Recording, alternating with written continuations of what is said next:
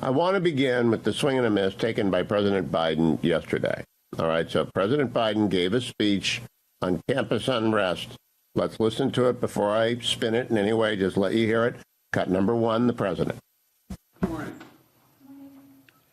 Before I head to North Carolina, I wanted to speak for a few moments about what's going on our college campuses here.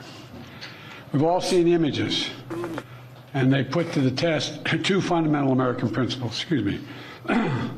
The first is the right to free speech and for people to peacefully assemble and make their voices heard.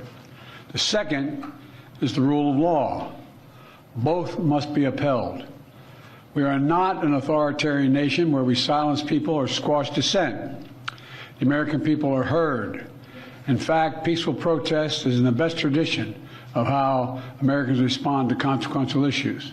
But, neither are we a lawless country. We are a civil society, and order must prevail.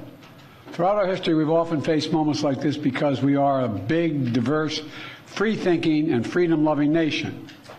In moments like this, there are always those who rush in to score political points. But this isn't a moment for politics. It's a moment for clarity. So let me be clear. Peaceful protest in America. Violent protest is not protected. Peaceful protest is. It's against the law when violence occurs. Destroying property is not a peaceful protest.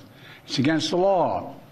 Vandalism, trespassing, breaking windows, shutting down campuses, forcing the cancellation of classes and graduations.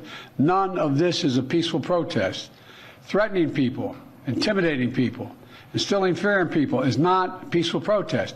It's against the law. Dissent is essential to democracy, but dissent must never lead to disorder or to denying the rights of others so students can finish the semester and their college education. Look, it's basically a matter of fairness. It's a matter of what's right. There's the right to protest, but not the right to cause chaos. People have the right to get an education, the right to get a degree, the right to walk across the campus safely without fear of being attacked. But let's be clear about this as well. There should be no place on any campus, no place in America for anti-Semitism or threats of violence against Jewish students. There is no place for hate speech or violence of any kind, whether it's anti-Semitism, Islamophobia, or discrimination against Arab Americans or Palestinian Americans. It's simply wrong. There's no place for racism in America. It's all wrong. It's un-American. I understand people have strong feelings and deep convictions. In America, we respect the right and protect the right for them to express that. But it doesn't mean anything goes. It needs to be done without violence, without destruction, without hate, and within the law. You know, make no mistake, as president, I will always defend free speech, and I will always be just as strong in standing up for the rule of law. That's my responsibility to you, the American people, and my obligation to the Constitution. Thank you very much. All right, that was a grand total of 3 minutes and 17 seconds. It took the president over 2 minutes to get to the real problem in the United States right now, which is people on the campuses are displaying massive hatred of Jewish people, of course, the state of Israel. Anti-Semitism has been sweeping the country for months. These have been verbal and physical assaults aimed exclusively at Jews.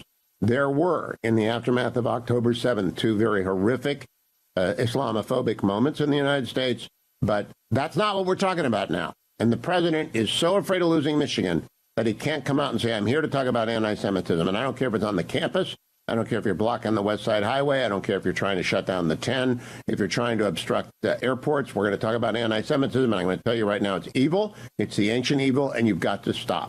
Israel has a right to exist. Israel was declared a country in 1948. It was the re-indigenization, to quote Yossi Klein Halevi, of a portion of the Middle East historically settled by the Jewish people 2,500, 3,500, 4,500 years ago. I don't know what the exact number is, but we know the Second Temple was destroyed by the Romans in 70 AD. We are working for peace in the Middle East, but we are not going to tolerate attacks on Jews on campus.